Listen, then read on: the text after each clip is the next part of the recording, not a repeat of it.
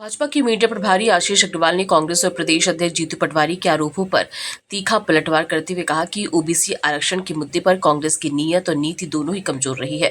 उन्होंने कहा कि कमलनाथ सरकार के कार्यकाल में न तो सही आंकड़े न्यायालय के सामने प्रस्तुत किए गए और न ही आरक्षण के पक्ष में मजबूती से कानूनी पैरवी की गई, जिसका खामियाजा आज ओबीसी समाज को भुगतना पड़ रहा है। आशीष अग्रवाल ने स्पष्ट किया कि वर्तमान भाजपा सरकार ओबीसी वर्ग को उनका संवैधानिक हक और आरक्षण दिलाने के लिए पूरी प्रतिबद्धता के साथ कानूनी लड़ाई लड़ रही है और किसी भी स्तर पर समझौता नहीं किया जाएगा। जीतू पटवारी द्वारा मंत्रियों के इस्तीफे की मांग को लेकर उन्होंने कहा कि केवल सुर्खियां बटोरने के लिए कैमरे के सामने बयान देना आसान है, लेकिन अपनी पार्टी के भीतर व्याप्त असंतोष, गुटबाजी और वरिष्ठ नेताओं की शिकायतों पर ध्यान देना कांग्रेस नेतृत्व की जिम्मेदारी है। उन्होंने तंज कसते हुए कहा कि छिंदवाड़ा और राजगढ़ जैसे जिलों में कांग्रेस के सक्रिय कार्यकर्ताओं की संख्या लगातार घट रही है, जो पार्टी की जमीनी हकीकत को उजागर करता है। देखिए, मेरी जानकारी में आया है कि कांग्रेस के कई जिलों में, जिसमें छिंदवाड़ा है, राजगढ़ है, वहां पर 1 सैकड़ा 1.5 सैकड़ा कार्यकर्ताओं की कार्यकारिणी है। ऐसे में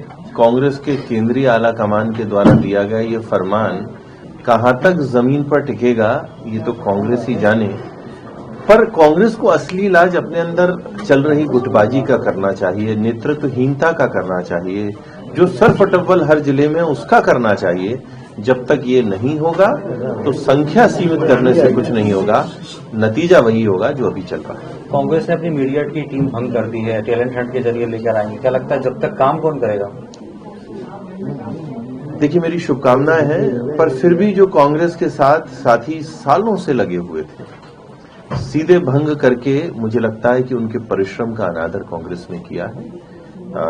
नया टैलेंट आए ये भी आवश्यक है, पर पुराना जो नेतृत्व है, जो निरंतर परिश्रम के साथ लगा हुआ था, उसके साथ ये व्यवहार संभवतः उचित नहीं है।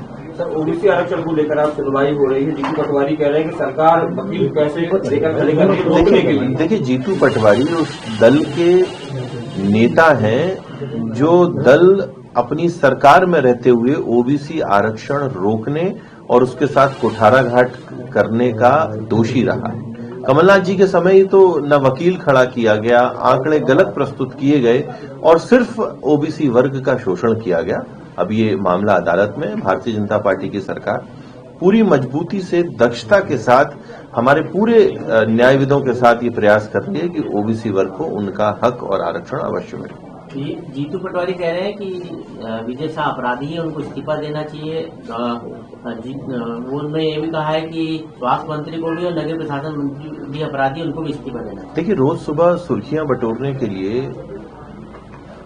कैमरे की राजनीति पर बोलना बहुत आसान है, पर ये वो जीतू पटवारी जी हैं जिनके लिए हरीश चौधरी, जो उनके प्रदेश प्रभारी हैं, और नेता प्रतिपक्ष उमंग सिंगार दिल्ली जाकर शिकायत करते हैं, जिनके लिए वरिष्ठ नेताओं को मोर्चा खोलना पड़ रहा है। ऐसे जीतू पटवारी जी इस तरीके की बयानबाजी करें तो शोभा नहीं देता।